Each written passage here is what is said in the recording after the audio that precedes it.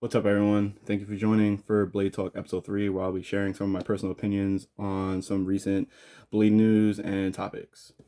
First up is the Franky Morales Invitational. This is the third Invitational in the series. He's been pretty consistent and pretty quick to put these together. Seems like there is an amazing lineup that's guaranteed to be there, so I'm pretty stoked about that. I can't make it, but looking forward to seeing the footage from that. It is down in Miami at the Skatebird Skate Park, which I'm not sure if Franky owns or has a partnership with, but he's been having the last two there, maybe three, and looks like it's going to be a pretty good event. It's on October 22nd on a Saturday from 10 a.m. to 10 p.m. Check out their social media to stay updated and see there's a load of prizes, tons of sponsors. The prize pot's always big. It's always a couple of grand. There will be an inline comp and a quads comp. So if you roller skate, definitely check that out also. And yeah, looking forward to that and see what comes from that. Also dealing with Franky Morales and Gawds. Gawds just announced their Demigods team, which is their amateur team. It's a pretty cool lineup. I definitely think that more brands need to be doing more AM teams and showcasing them if they do have them. I don't think they get enough shine. I mean, growing up, there was always AM and flow teams, and I honestly feel like we used to see more of them than we did of the pro teams, and the pro teams were more when the team video dropped. That was when you saw what they were doing. I think there needs to be more of that. I think there's a lot of guys and girls out there that aren't getting the shine that they need to get because of popularity and cloud and how things are going in the industry right now. So I'm really excited to see that they're really showcasing their AM team, and I think calling them the demigods is cool too. Being so it goes with the whole theme of gods. So yeah, pretty excited about that. Congratulations to everybody on the AM team. Looking forward to seeing what you're gonna do. Next up, the Kelso brothers have dropped the trailer for Spacemint 2. Um, Anyone who doesn't know who Sean and Kelso are, they're two brothers from Philadelphia that have been killing it in the game for well over 20 years. Um, they both have unique styles. They both used to do really big hammers back in the day and real tech shit on ledges and rails. I'm really excited to see that they still put forward the things that they do. They're still revolutionizing blading with the tricks that they're doing. They're breaking all the rules that they helped create, which is awesome. I mean, if anyone wants to hear about their outlooks on skating and they want to talk about Sanders, watch their first Jump Street episode, which is, I believe, Jump Street episode 2, and or the Jeff Frederick episode, and hear how it was growing up on the East Coast in Philly, New York, Connecticut, the whole tri-state area. We pretty much had the same outlook on everything, and it's pretty dope seeing them still put it out and still following their standards. I mean, they are doing new trendy tricks and they're doing some things that weren't being done back then, but they're doing it in a way that you can't knock the style. It's there. The difficulty's there, and I'm looking forward to seeing Spacemint 2. I love everything that Basement puts out. They always have some cool gear that comes out with the video releases, so looking forward to that. And definitely check that out. Go follow them at Basement, and looking forward to see what's coming. So next we have Mind Your Grind NYC. I've been seeing a lot of little ads and sneak peeks here and there on my IG feed.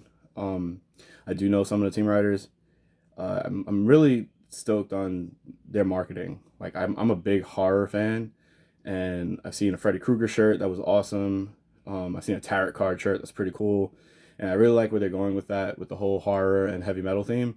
I think we need a little more diversity. I feel like some of the companies kind of just try to do what everyone else is doing. A lot of people try to follow suit and try to mimic what Be Unique did or what Senate did, and that's cool. But there's a whole diverse group of people out there that need representation also, and I think this is dope. The teaser edit that they had for the team is pretty awesome. Looks like there's some really good skating in it, and I really want to see what comes from that. And being from New York, I love that they're all New Yorkers and seeing a different vibe than just what we've seen so far. So shout out to everyone at Mind Your Grind, and looking forward to seeing what you're putting out soon. Next up, we have the homie Chris Crowder put together a dope competition this year called Crowder Power at Marsh Creek Skate Park, and he is putting together a second one coming April 22nd, 2023. It will be at Marsh Skate Park again. $1,000 and more in prizes. Last year was really dope. I mean, the vibe, the group of people that showed up, The level of skating that was being performed was definitely amazing. We had Chris Edwards as the MC, which was amazing. You know, one of the things I took from that, and I was one of the sponsors, was I got to see Chris Edwards do a rocket air in front of me, and I really felt like I was in Airborne for a second. I was expecting to hear those wheels spin like in the movie, but it was definitely like a little kid moment, you know, seeing your hero do something in front of you that was just amazing. It was like watching a superhero do something. So shout out Chris Edwards for being awesome. Shout out Chris for putting together this event. Really looking forward to the next one and helping out any way I can. They do have a Venmo, Cash App account for any sponsors that want to donate to the prize, or please get in touch with Chris and speak to him about that. And let's make this event as big as possible. And lastly, before I wrap it up and get to the topics I want to talk about, um, October 22nd, also the same date as the Franky Invitational, in Raleigh, there will be a Frank and Blade event, which is a part swap where you can come, trade parts, try out some new skates, have a session, meet some new people, and just have a good time. I mean, it's always fun when it's the Raleigh rollerblading crew. We always try to have as much fun as possible. Everyone's pretty welcoming. So if you have a chance to come out to Marsh and, you know, meet everybody and have a good time. Okay, so on to some topics I wanted to talk about. Um, my last vlog, I had a solo session after having a rough day with the kids and the family and whatnot, and it made me realize how like skating has a huge impact on your mental health. I mean, there's days that I don't want to do shit, and I can go out and skate, and it'll completely change my mood around, or I'll be having trouble focusing on something or just getting my mind set on something, and I can go skate a ledge for 10, 15 minutes, and you know, all that would go away and help me like have a moment of clarity. And I feel like that part of skating gets overlooked a lot, and I think a lot of us don't notice how much it played a role in our lives growing up if you've grew up skating. But I think it's something that needs to be addressed sometimes and acknowledged that it is a help. You know, I mean, there's times I like skating by myself. You know, I've always been like that. I love skating with a crew too. You know, it's always fun. You feed off each other's energy. But there's times I skate with a lot of people, and you know, it's kind of hard to get in the groove because of everyone talking to each other, or you know, just hanging out, doing what we do. But there's times I just want to, you know, go throw my headphones on and focus on trying to lace certain tricks or certain battles I'm having within myself. And that's hard to do when you're in a group setting sometimes, or in a setting with more than one person. But, you know, that's my opinion. Some people don't like skating by themselves, and that's okay too. But like me personally, like I feel like I get a lot out of solo sessions more than I do out of group sessions. And then when I go to a group session, there's a lot of stuff that I practice by myself then that I can show, you know, friends and stuff and try to push it to the next level once I'm with somebody else. But yeah, I wanted to talk about that a little bit. And yeah, another big topic that's been coming up in like some group chats and stuff is style in general in skating, and like budget switch ups and things like that. Um, in my opinion, style is one of the most important things in blading. I mean, you can have all the tricks in the world, but if you do them ugly, like no one's gonna care. It's just people are gonna look at that like, well, what was that? That was weird, you know. And if that's what you're going for, then more power to you. But I think style is extremely important. I mean, we're a sport based on movements and positions, and I mean, your style is what's going to make you stand out. Your style is what's going to make it look good and attractive to other people when they see you do it. I mean, I'm sorry, but no one wants to see anyone jump onto a sole with their hands all in the air and waving and stuff. I mean, if you're learning, you know, by all means, you have to learn, you know, like everyone else did. But I know guys that have been in the game for 20 plus years, and they are still jumping on P rails with their hands in the air looking crazy. And, you know, I'm not trying to hate on anybody, but, you know, if you're going to put yourself out there, you know, try to strive to make it better. Style is a conscious thing. I mean, everyone has their own natural style, but style is a very conscious thing. You have to, you know, when you're jumping on to a rail or a ledge, like you have to consciously know where you want your feet to go. You don't want to just throw your feet there. You know, that's how people get hurt. Um, that's why a lot of the videos back in the day, some tricks were a little sloppy because people were just throwing themselves at the biggest hammers known to man. Like just, but then you look at Aragon and you can clearly tell that Brian Aragon was making his stuff look good. Like it's a mental thing. It's definitely a conscious thing. Colin Kelso, yeah, he he skates. They just skate, but it comes to a point that you're aware of what your style is looking like, especially if you're filming. Especially if you're filming. And style isn't necessarily the clothes that you're wearing. It's how you do your tricks, what you're doing your tricks on, how you're approaching things, how you're landing them. Like all that counts. All that counts. And all that has to be, something that you're looking at in your own skating and trying to improve on. I said it before, a lot of guys make excuses for that, and, to each his own. But in my opinion, in my skating, I will always try to strive to be the best I can be, you know. And I think that being said, everyone is entitled to have their own unique style and do things their way. But, just try to do it the best way you can. If that's your way, cool. But try to be the best way that can be, because you can't talk about we're not getting the exposure, or people make fun of blading or whatever, and then be doing things that are contributing to that. That's just my opinion. If you agree, awesome. If not, you're entitled to not to agree. I'm not going to debate that.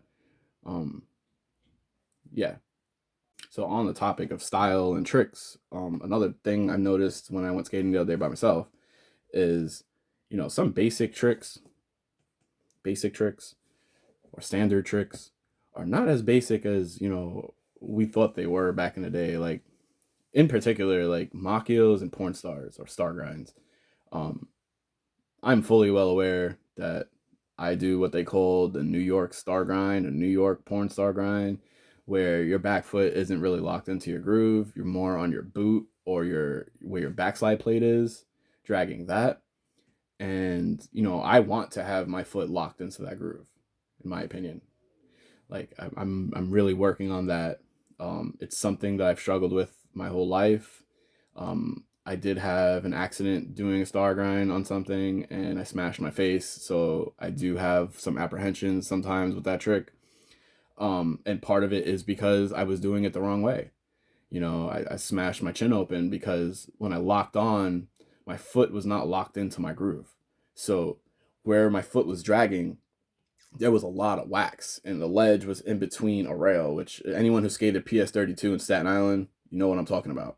So my foot kind of was like waving in the background, got caught in between the rail. I flew forward and smashed my face, which split all that right open. And ever since that time, like, I kind of very apprehensive on doing porn stars on certain things. But I've just noticed that it's labeled as like a basic trick, but 95% of the community don't do it the right way. So I don't think it's basic. And I honestly feel that it's easier to do it topside than it is to do it regular. But if you agree or you have your own opinions, please leave it in the comments. That's something I would love to talk about with more people. But yeah, I don't think star grinds or porn star grinds should be considered a basic trick. Yes, it is something that people usually lean towards in the beginning, but it's a difference between doing it properly and just getting away with saying it's a star grind. Same thing with machios. Like, I feel like machios are some of the tricks that people learn off the back because they think they can just jump and throw their foot up there. But in my opinion, to do it properly with a grab, hold it for a while, come out clean, make the grind look clean, that's work, man. Like, I spent almost 15-20 minutes on a machio on a ledge, and I was more upset that it took that long. But then when I looked at the footage, I'm like, all right, I see why. Like, I need to work on this, lean in a little bit more, gotta, get your foot up there. And, some of that comes with physical health. I mean, I'm older now, I'm not in the same shape I used to be, so it takes a little more for me to do it. I'm a big guy, so it's a lot of weight that I'm holding up, but I don't make excuses for myself either. So even though I have those things, I still want it to be good. I still want it to be the way I want it to be. I don't give a shit what anyone else thinks, but I really want it to look the way I want it to look. So from this point on, like, I really think I'm going to focus on some of the basics. Maybe I'll make some videos about that, some how-tos and some progress, because some of them aren't really how-tos, because I would do them back in the day, but not often. Like, there's a lot of tricks that I used to be able to do that I would just do once in a while, like savannas and stuff like that, that it wasn't in my everyday trick list, but if the spot called for it, or I was just feeling it, I would do it. But we'll see what comes with that. I'm looking forward to doing some more videos and different type of content. So if you have any ideas, shoot them in the comments. I'm always open to discuss things and hear other people's opinions. But yeah, that's one thing that's definitely high up there, just working on basics and, you know, concentrating on the execution of the trick. Because one thing I don't think people, emphasize enough is like trick execution is important. Like, you can do a trick and get away with saying you did that trick, but executing it the way it's supposed to be and like you were gonna do it, it shows in the style, it shows in your landings, it shows in the trick, it shows in the footage, and don't think people overlook that. Like, some people will sit there and they'll, they won't say anything because they don't want to hurt feelings and shit, but like, people notice that stuff. If you notice it and it feels weird for you, trust me, everyone else noticed it too. Also, on the topic of tricks, switch ups and budget switch ups. For those who don't know what a budget switch up is, it's when only one foot is switching or like rotating in the switch up. So you can be stepping over, you can just be switching into a transition to go into another trick. I mean, everyone does it differently, but typically back in the day it was frowned upon. I mean, I guess it really depended on the switch up that you were doing. But I held an online contest. I'm still holding an online contest that involves switch ups, and it's a topic that came up. But in my opinion, always try to switch up both feet for it to count as a switch up. Budgets are cool depending on what it is. I don't think a budget like doing a soul to acid is cool in my opinion, or kind of counts, because it's really cheesy, and I just think that you can push harder than that. I don't know how to put that nicely. But yeah, but like there's switch ups like backslide to alley oop porn that, like, yeah, you're only switching one foot, but they're hard to do. I mean, it I guess again it comes back to execution and I guess the person doing it and how you're doing it and what you're doing it on. But don't be discouraged from doing stuff just because people say it's whack or they don't like it. Do what you want to do, but again, just try to make it look good. I mean, because if it looks good, no one's gonna say anything. Everyone's like, "Oh, that looked dope." No one's gonna be like, "Oh, well, it was a budget." People don't think that, but if you're just like throwing your feet around and shit just to get numbers up on how many switch ups you're doing, like it shows. I mean, everyone wants to be murder. Everyone wants to do the switch ups Montre used to do, and like there's tons of guys like Alex Nunez used to do tons of switch ups, but like it's how they did them. It's how they did them. Sometimes it wasn't the amount. It was the switch up that was done. It was difficulty that was done. The spinning clockwise and then turning your weight and spinning counterclockwise in the middle of a switch up while balancing on a rail. That's the stuff people notice. Don't just go for numbers and tip tapping your way through everything. But and I like tap switch up sometimes too. But there's a time and place for everything, in my opinion. But again, personal opinion. I'm not forcing anyone to skate anyway. I'm not forcing my opinions on anybody. If you agree, awesome. If not, cool. Like, I'm not that kind of person that's gonna like knock you for disagreeing. But yeah, definitely something that's come up a few times in some conversations and whatnot. But yeah, that about wraps it up for today's Blade Talk. I'm looking to do some more content. I'm looking to do some more how-tos. So if you guys have any tricks that you're looking to get some tips on, or anything you want to talk about, please shoot that in the comments. You can message me. I always want the opinion from everyone else. I just don't want to be talking about things that I like talking about. It's better to have a conversation based on your audience. So definitely like and subscribe if you want to see more. But yeah, I hope everyone's having a good day. I hope everyone gets to go out and skate and enjoy yourself. Have fun. Don't get hurt. But push yourself. Push yourself as much as possible, because that's what's going to keep this going. That's what's going to give us the motivation to keep doing the things that we're doing. And some of us need that motivation at times. Life catches up sometimes to people, and people forget that we are people outside of being rollerbladers or whatever it is that you do. Because I'm involved in more than one thing also myself. But blading is always close to the heart. Got a mind game tattoo on my arm. Like, I've been doing this for a long time, and I just want to see it keep going and keep growing. I have a lot of love for this shit, and I definitely think things have changed, some for the good, some for the bad, but like it's definitely going in a better direction, in a more diverse direction. So just keep doing what you're doing, stay humble, and that's it. See you next time.